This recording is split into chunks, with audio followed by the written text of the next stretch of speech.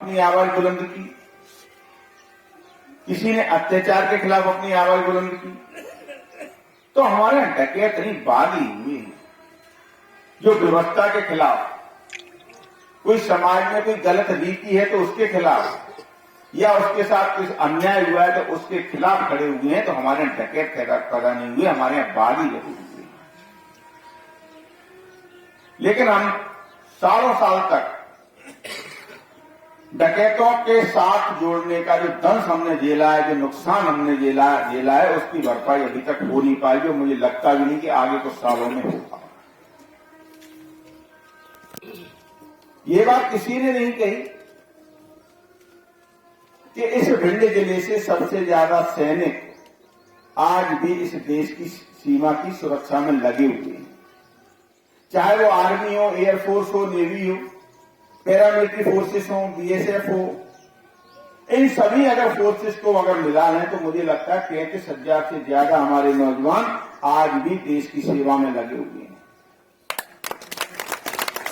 और देश की सेवा में लगे के साथ साथ अपने प्राणों की आहुति देने में कभी नहीं चूकते, कभी नहीं हिचकिचाते। लेकिन इस बात को कभी कहा नहीं गया और यही कारण है एक बहुत बड़ा कि अभी भी हम जो अन्य शहरों की तुलना में हम अभी भी पिछड़े हैं।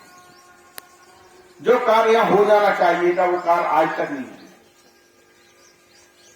शौर्य स्मारक भिंड में बन जाना चाहिए था लेकिन नहीं बना। आपने एक मांग लिखी है, भोपाल शहीद पार्क स्तंभ में अर्धसैनिक बलों के शहीदों के नामांकित किए जाए। भोपाल में क्यों, हमारे यहाँ भिंड में बनना चाहिए और उसमें हमारे शहीदों का नामांकित होना चाहिए।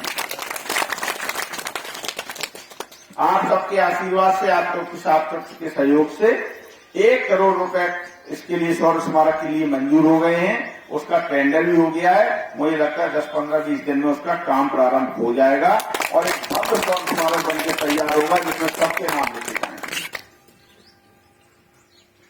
ऐसे और भी करने के सैनिक स्कूल की बात, अब वैसे तो हम कह सकते हैं कि जिले में ही बन रहा है। हमारा मन था कि भिंड शहर के मुख्यालय के आसपास कहीं बने, इससे हमारे शहर को फायदा होता, हमारे शहर में और विकास होता। लेकिन चलिए कोई बात नहीं, मालनपुर में बन रहा है, हमारे भिंड जिले में ही है। इसके लिए आदरणीय राजनाथ सिंह जी को, आदरणीय नरेंद्र सिंह मोदी जी को, नरेंद्र भाई मोदी जी को, आदरणीय हमारे मुख्यमंत्री शिवराज जी को बहुत बहुत धन्यवाद। लेकिन ये पीड़ा एक दिल में हमेशा रहेगी कि अगर ये हमारे भिंड मुख्यालय पर बनता तो ज्यादा अच्छा रहता। निश्चित तौर पर हमारी जो भूमि है वीरांगनाओं की भूमि है,